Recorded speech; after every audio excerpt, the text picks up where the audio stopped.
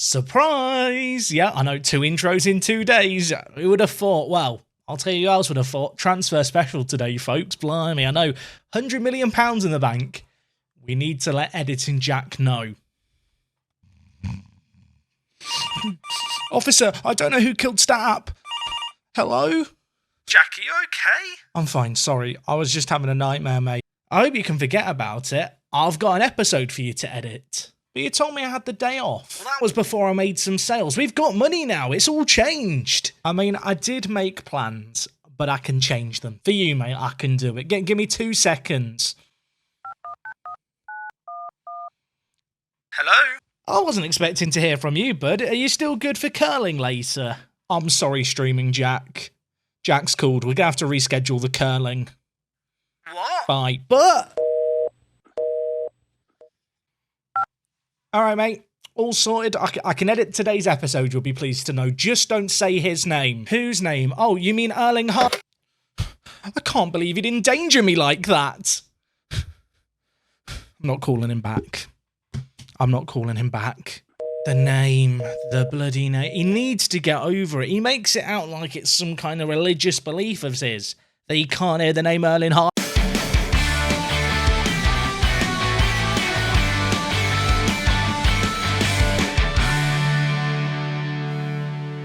How's it going, folks? And welcome back. It's episode number 64 of Part 2 Primera. You have read the title. You know the scenario if you've been keeping up to date going into today's episode. We have money to spend, and so we're back for a transfer special. Now, we left things last episode without a whole lot of money, so the natural question is, Jack, where has the money come from? And there is some clues on this page here as to perhaps where the money has gone.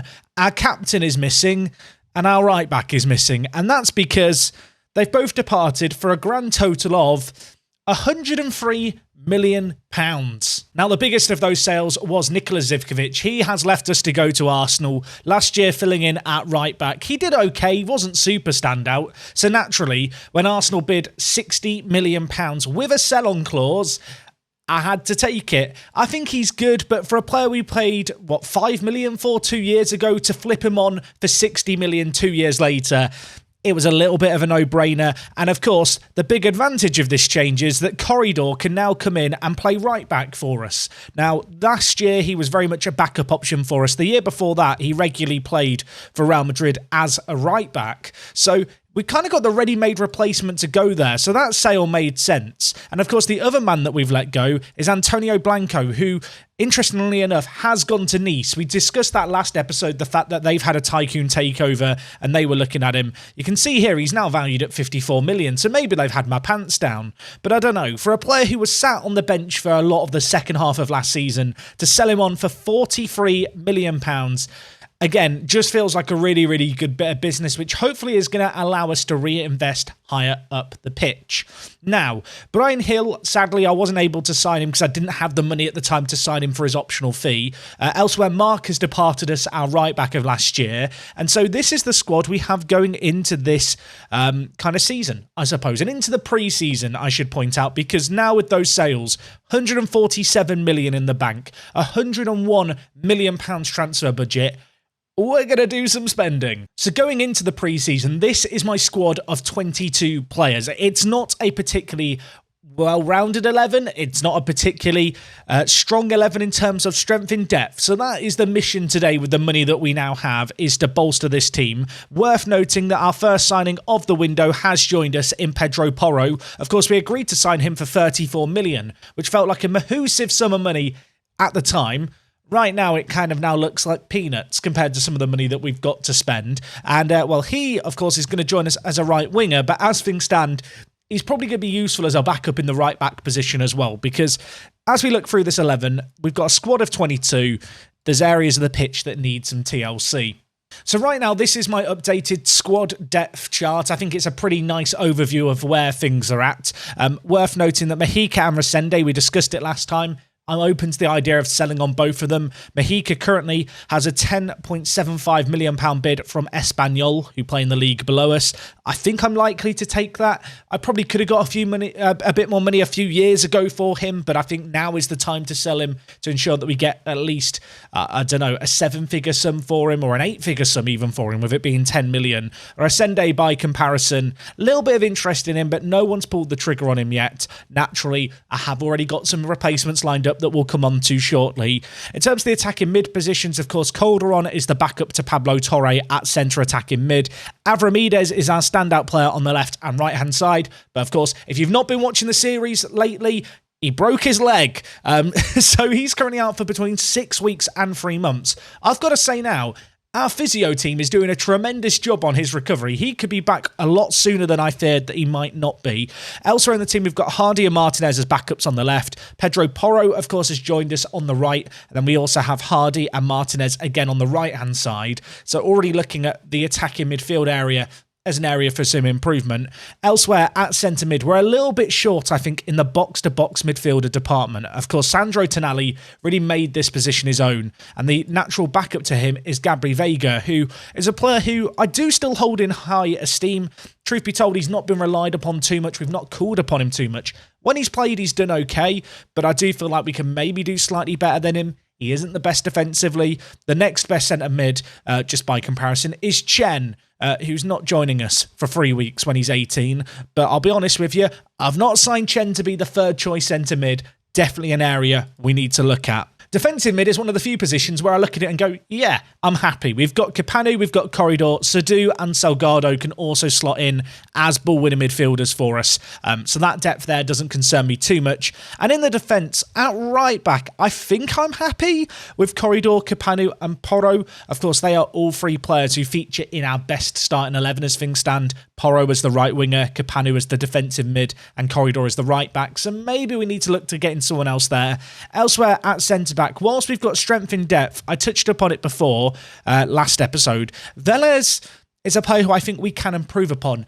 I have already got a player potentially lined up to replace him, which we'll talk about in just a moment. And left back, a glaringly obvious position that needs some improvement, because Zivkovic was our backup left back. He's now departed, and I suppose the goalkeeping position as well, by comparison, in a good little spot as we stand. So now we come on to the deals that I'm currently trying to get done. Yes, this is why I'm excited. I thought this might be a bit of a drab pre-season. One of those ones where we'd already spent all our money on Pedro Porro. No one was really going to bid on our players, and we'd be sat twiddling our thumbs.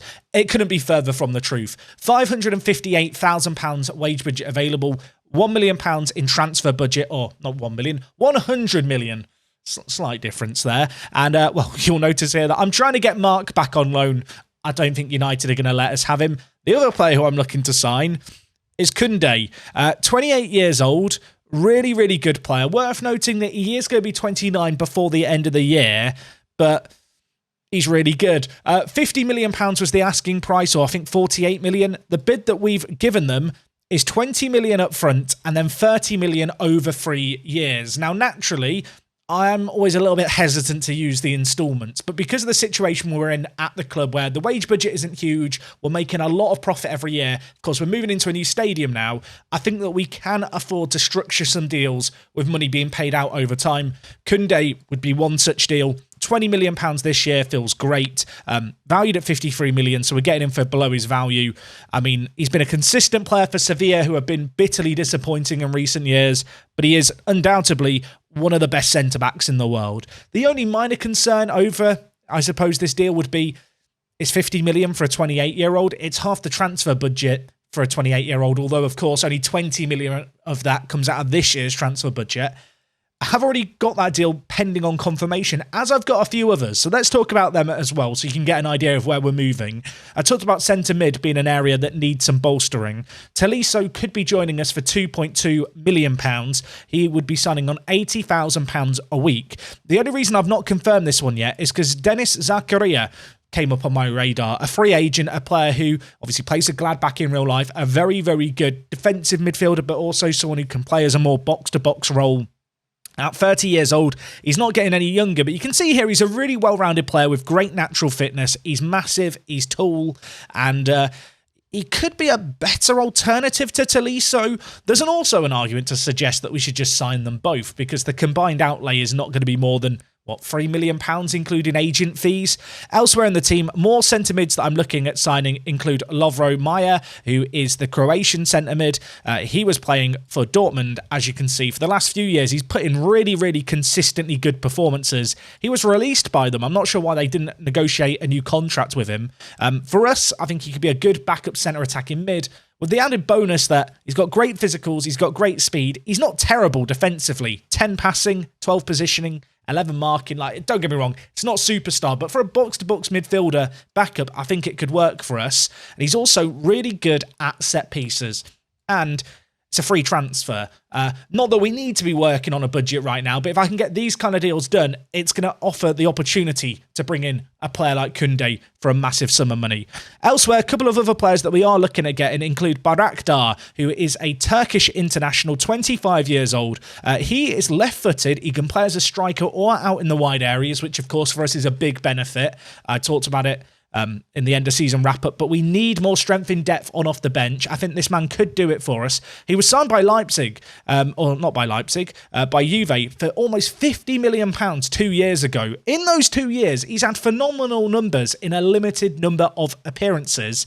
We've negotiated a fee of £22.5 million for him.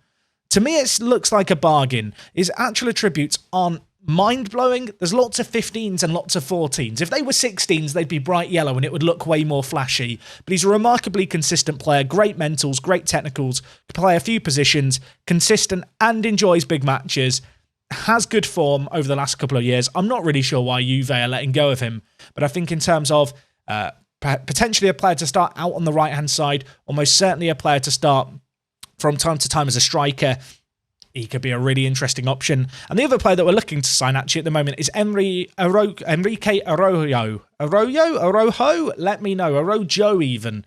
I think J in Portuguese isn't pronounced as a H or a Y. I could be completely wrong. Answers on a postcard. Anyway, Enrique here, he was signed for 53 million by Dortmund from Benfica. It'd be safe to say that he's not really been afforded too many opportunities. He is transfer listed at £17.5 million.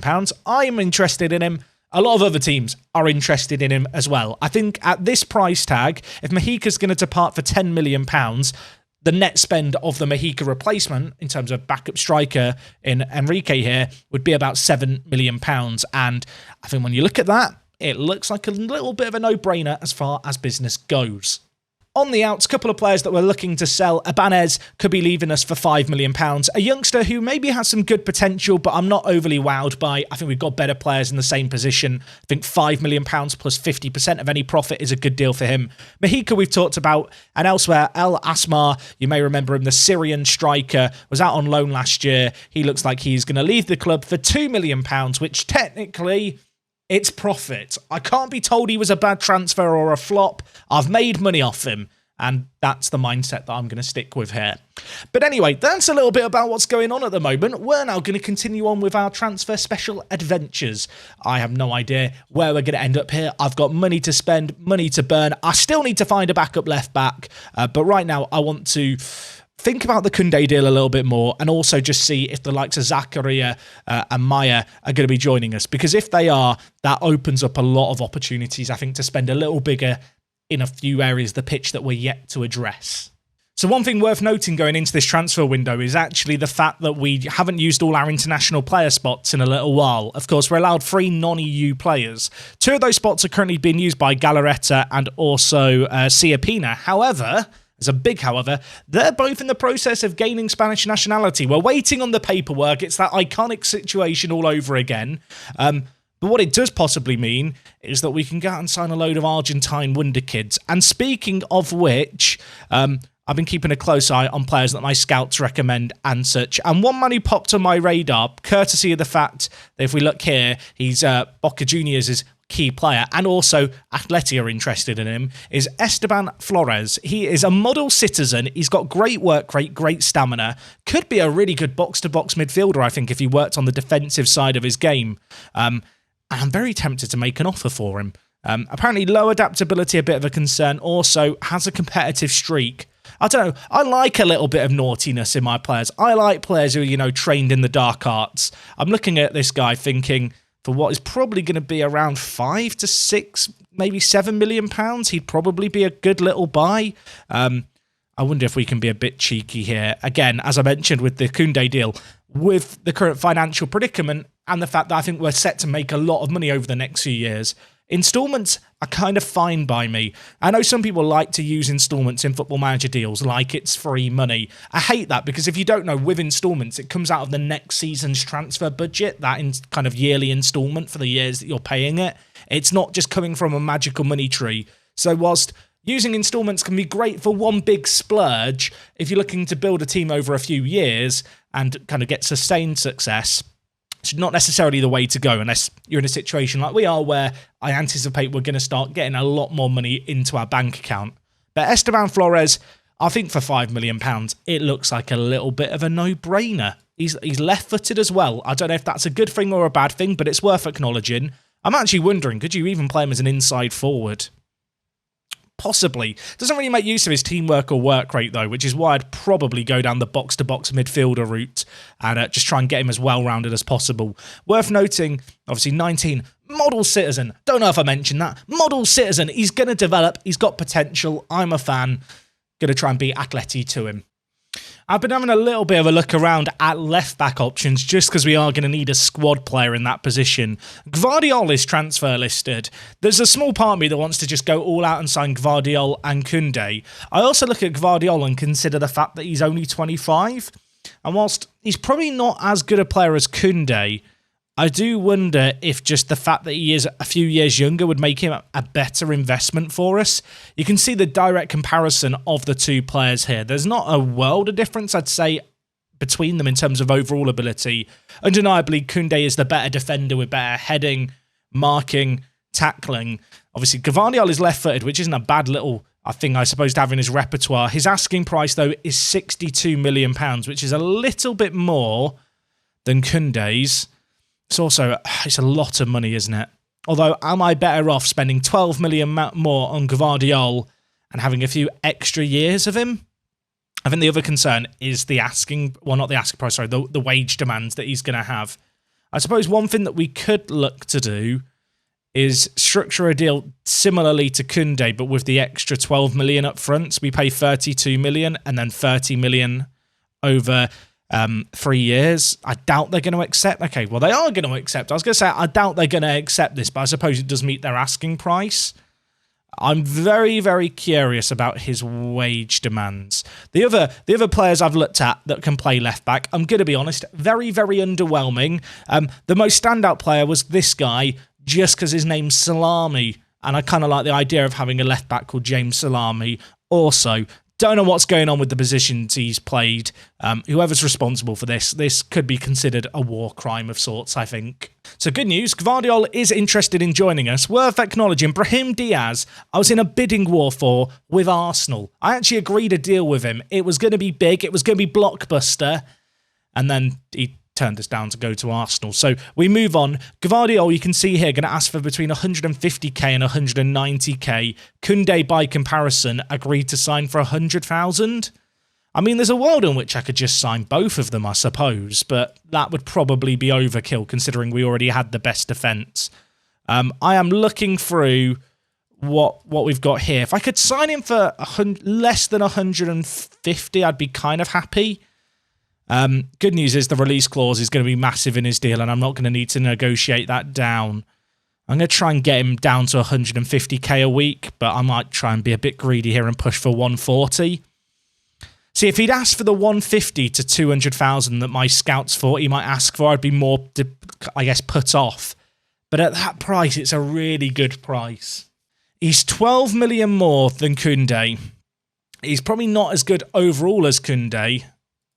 But, and it's a fairly big but, he is coming in about 3.5 years his junior, 3 years his junior. You can kind of see here the direct comparison head-to-head. They're both great players with the ball at their feet.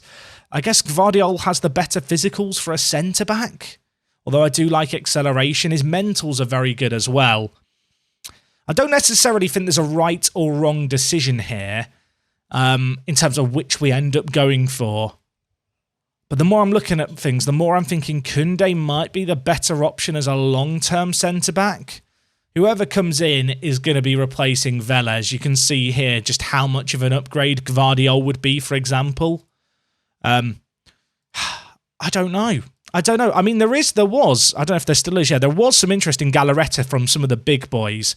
There's a world in which I end up selling Galarreta and I try and get more money than what I'm spending for Koundé and Gvardiol, and I sign them both, I suppose. I'm even tempted to try that option and just see if anyone would bid on Galarreta. As amazing and as great as Galarreta's been, for 7.5 million, he's been good. He's been very good. But question marks over his potential, how much more he can improve. If we look at his development for the last 12 months, you can see here he's not really developed as a player. I do question if he's reached his potential, and if he has, maybe whilst he's young and maybe some of the big boys think he does have potential, this would be the opportune moment to cash in on him. I'm going to be cheeky. I'm not expecting any bids. I'm going to offer him out for 80 million and just see if anyone comes back to me. I feel like at this point you're used to hearing me say this every year. Pablo Torre is renewed his loan for another year. So 2 more years of Pablo. Things we love to see. Thank you, Bayern Munich. I'm not sure about their transfer strategy, but I'm not going to question it. Our centre attacking mid, our talismanic midfielder, he's staying here for a little bit longer. So on the Galarreta front, no one interested in making a bid just yet because he signed a new contract. Now, he signed his new contract in February. I don't know what kind of the cut-off date is in terms of when teams decide that he signed it long ago enough. But given the fact there's so many teams interested, I wouldn't be surprised if we get a bid at some point in the near future. I might wait on it a little bit. We can always offer him out with time. What it does mean is I'm still going to be stalling and delaying and umming and ahhing about the centre-back scenario. I've been asked about the Koundé deal for a second time. I'm going to try delaying it again, I think. I'm hoping they're not going to get arsey with me about that. That is the second delay I've asked for, and I think they've granted me it. I've got another week. This probably is the last week to make a decision on the centre-back scenario. I still need to figure out what we're doing with the left-back position as well. I probably should solve that, I suppose. Okay, good news, I think. Gvardiol is set to sign for us. I am going to delay it. It's the first time I've seen it. Elsewhere, Guk Dennis, as I think I meant to say just his first name, not his last name. I don't know. I looked online for pronunciation guides and there was very limited stuff, but I think it's just Guk Dennis. And just on the postcard. I've delayed his transfer by a week. £22.5 million.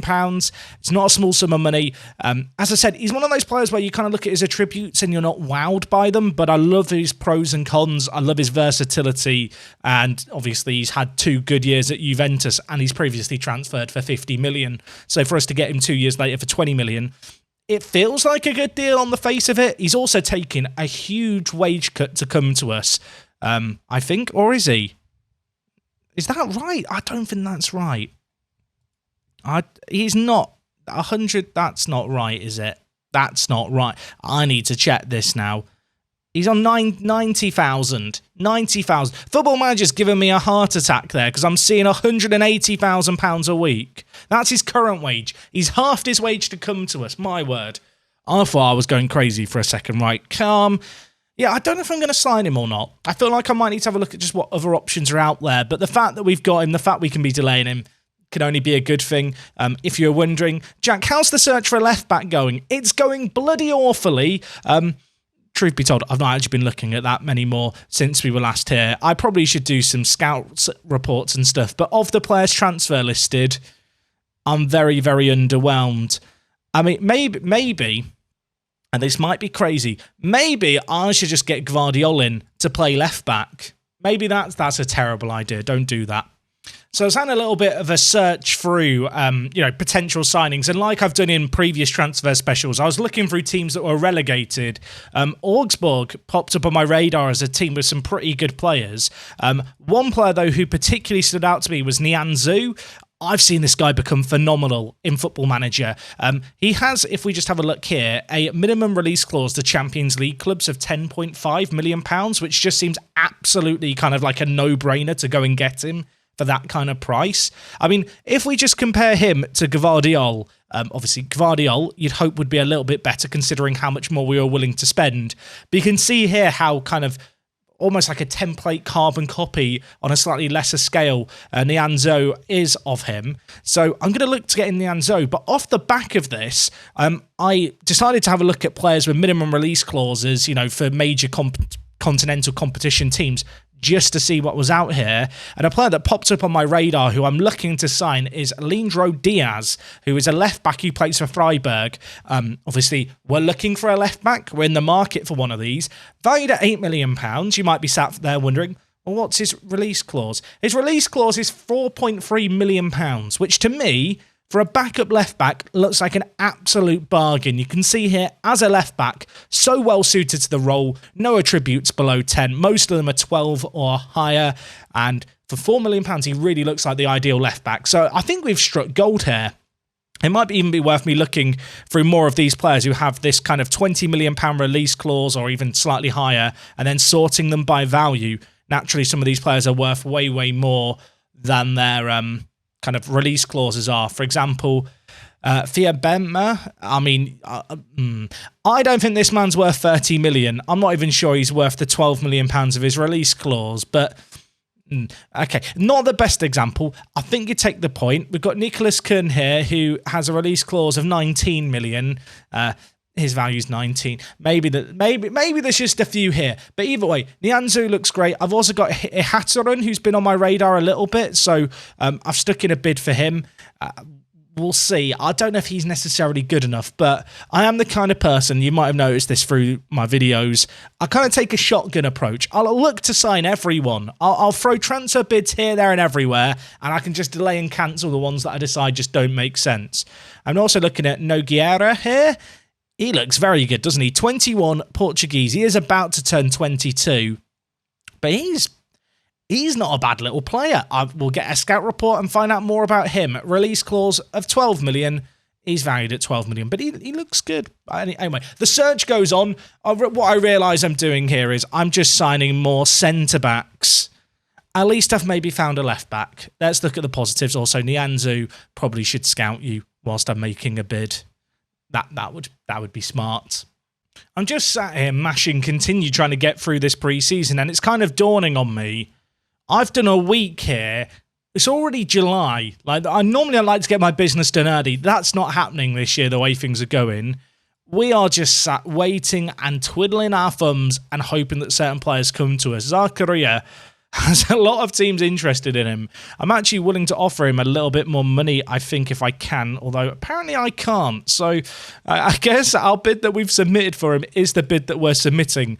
Of course, the game is hesitant to allow me to jig around the budgets and stuff, especially at the moment, because I've got loads of deals that are kind of just pending and that I keep delaying. The way things are going, though, I think I'm going to cancel the Koundé deal and go for Gvardiol instead. I think for 3 years as junior, he is just the better option, even if he is going to cost us a little bit more per week. I think Nianzou can come in and be a good depth option at centre-back, potentially if Galarreta looks to move on. Nianzou could come in and be the man who plays potentially alongside Gvardiol, to be honest, although we have still got Velez around. It's a weird transfer window where I feel like I'm just waiting on a lot. I've got so many deals kind of lined up here. I'm just hoping players are going to get back to me. I've had to, with Arojo, for example, there's loads of teams interested in him. I've upped my wage offer for him by £10,000 to try and get him secured. Tolisso, we're currently delaying. I mean, here's the weird thing. There's like half these deals that I could just confirm here and now, but I'm in this weird, I feel like I'm in a property, you know, when you're buying a property and there's like the ladder, there's like a chain of events that need to happen. I'm waiting for the first thing in those chain of events to happen, then I'll happily start to make all my moves with a bit more conviction. As I mentioned, start of the season is not that far away. We move into our new ground in a week. At what point do I start to panic? Right, you know what? I've made a decision. I'm cancelling the Koundé deal and I'm going to confirm Nianzou, and also I'm going to confirm Gvardiol. I'm doing them both now. I need to start making some commitments. I need to start making some decisions. These are the decisions I'm going to make. With Gvardiol, only 30 million coming out of this year's transfer budget.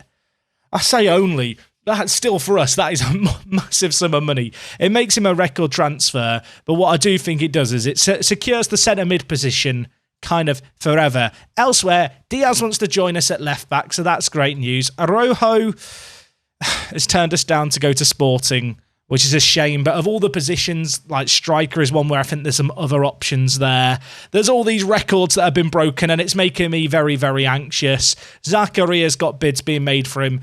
The Giant, who came through our recent academy intake, he's had an offer. He's not for sale. I don't know why they're bidding on him. João Pedro, there's been an offer for him. We signed him for 1.1 million. We've now had a bid of 950k a year later.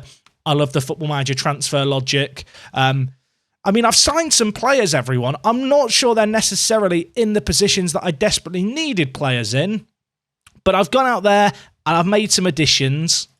And you know what? When you look at this as a potential 11 to start the new season, with Porro and Gvardiol in, it's massive upgrades already, isn't it? And we've still got 50 million, 50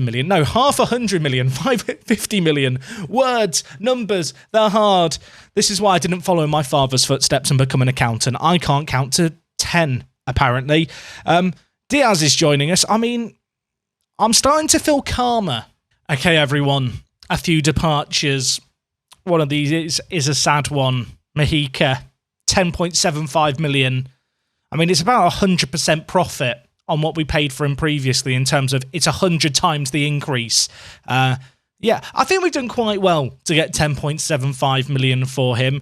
Obviously, our first choice replacement for him hasn't worked out. I have got a new first choice player that I'm looking at, and it's this man, Fabian Luzzi, Spanish forward. I actually had my eye on him when he was playing for Barcelona before he moved to Hertha Berlin a few years ago. He's got a release clause of £22.5 million, which is not a small sum of money, but for a player who is Spanish, is consistent, enjoys big matches, and spent the second half of... this year he hasn't played... No, wait. Yeah, the second half of last season, we'll get there eventually. The second half of last season, he spent on loan at Monaco, where he got 8 goals in 12 in Ligue 1. I think this is the kind of man who we need, who has a reasonably good goal-scoring record, bar the first half of the season that just finished at Hertha Berlin. The reason I was getting confused about the dates is because the dates for the season have just ticked over, I believe. Okay, well, they have on the history page. Our league hasn't reset yet. I want to know who we're taking on first. Nevertheless, Luzzi, proven goal scorer, looked good in France. Not cheap, if I'm being honest, but as the replacement to Mojica, an outright upgrade. Also, appreciate the fact he's Spanish. I think he could be a really, really good backup signing who is more than affordable for us at the moment. Okay, a couple more deals. Finally going through. Al Asmar is going to be departing us for £2 million. And on the ends, Maya has decided that he does want to join us. So finally, a little bit of strength in depth in the centre mid department. I am still hoping that we'll pick up Zakaria, because otherwise we are still a little flimsy in that regard. Worth noting, obviously, Diaz has joined us at left back now, and suddenly our squad size is up to 24. It's starting to look a little bit more like a team with a little bit more of a balance. Right now, what you can see selected here is what I think my starting 11 would be come the start of the season if miraculously Avramides could be cured. Of course, still looking for players in the wide areas. Still lots of deals that were really sat around kind of waiting on, to be honest. I'm looking at Gok Dennis and wondering, is he worth the 22 million? Equally, Luzzi, still waiting on him. I think if we could get Luzzi and we could get Barakdar and we could also get Zakaria and Taliso, we'd be in a really good position. But whether or not that's going to happen is still a little up in the air. More good transfer news. Esteban Flores, the Argentine youngster we talked about playing for Boca, he has agreed to sign for us. 5.5 million this year, 3 million over the next 3 years, I think it was. It's a small fee. Unfortunately, a player who I've been kind of having a look on, knowing that I'm never going to be able to afford him, has moved to Real Madrid. Timo Husinkveld. I'd really rather that one of my divisional rivals wasn't signing a player quite this good. £92 million paid by Real Madrid. He's really, really good. I'm not looking forward to it. Also worth noting that the season has now ticked over. We are now in a whole new season. And if we look at the preview, we are predicted to finish 4th, which is probably about fair. You can see here, Sia Pina and Pablo Torre leading the way in terms of the key players. And interestingly enough, I think this might be a first. Pablo Torre, one of our own players, is in the Media Dream 11. Round of applause for Pat. I never thought we'd see the day. I mean, when we started at the club all those years ago, I did not anticipate Pablo Torre to be as good as he's been for us. He isn't actually that amazing when it comes to his attributes. Like, don't get me wrong, he's a very, very good youngster, but he's like, I wouldn't have put him in the bracket of key players to go into the Media Dream 11 in our league. He really has come on leaps and bounds, and his performances on the pitch have been superb. Hopefully he's going to be able to keep doing it for us. Flores has signed for us. I'm still waiting on Zakaria, and on Gokdeniz, I still don't know if I want him or not. The thing that leaves me a bit scared is the fact that it's £20 million for a player who I'm putting all my faith in him replicating his form of the last kind of, 2 seasons really, because this was half the season and then this was half the season after. But the more I look at him, the more sense it makes. To the point where I'm now just sat thinking, just buy him, Jack. Just do it. It's £22.5 million. It's not a small sum of money, but you know what? I've ummed and I've ahed. And I've ummed no more. I am going to sign him. I have looked at alternatives. There's no one who has the same pedigree, the same quality, for the same price point and similar wages. I think he's going to be a really, really good addition for our team. And we're starting to look really solid. I feel like when you consider the players we let go of in Zivkovic and Blanco, I think it's safe to say we have now stepped forward and improved. Flores joins us. Gokdeniz signs for us. I'm still hoping that we can get Zakaria over the line. Otherwise, I might feel like we need another centre mid. You can see here, Rodrigo Fernandez. Remember him? He was good for us all those years ago. We sold him to Elche. They've sold him on for a fraction of what we sold him on for. So I guess we did well there. And I could introduce the new signings, but I'm not going to.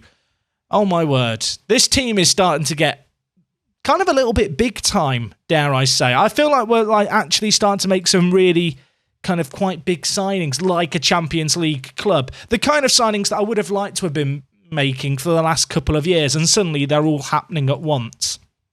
As I mentioned, I think the big question we have to ask ourselves is, with Zivkovic and Blanco leaving us for a combined £103 million, do the players that we've brought in offer more than what we've sold? And I think the resounding answer is yes. Gvardiol is obviously a huge signing where we're staggering it out over a period of time. Nianzou is great depth. Flores looks like one for the future. Barakdar just gives us something on off the bench that we didn't have last year. I mean, if we could get Luzzi signed as well and Zakaria, I'd be very, very happy. Of course, Tolisso, I can also confirm if I wish. The only thing making me not want to confirm Tolisso is the fact he is about to turn 33 next month. If I get in Zakaria, probably don't need Tolisso quite as much. So I've waited and I've waited and I've waited on Zakaria, who still hasn't made a decision, but I can't actually delay the Tolisso transfer anymore. So I think I'm going to confirm it. It's 80k a week. It's not a small amount of money. It's a 2-year deal initially. It gets an optional year extension if he plays 5 games. He's 32 years old, world-class potential. World-class ability. He's even described as world-class. We've been delaying it so long, in fact, that the scout report on him has expired because he was scouted towards the end of last year, but I am going to make this deal happen. The wages are not small, but it's a really good piece of experience, I think, that we add to the team. Apparently, he's still in his prime years.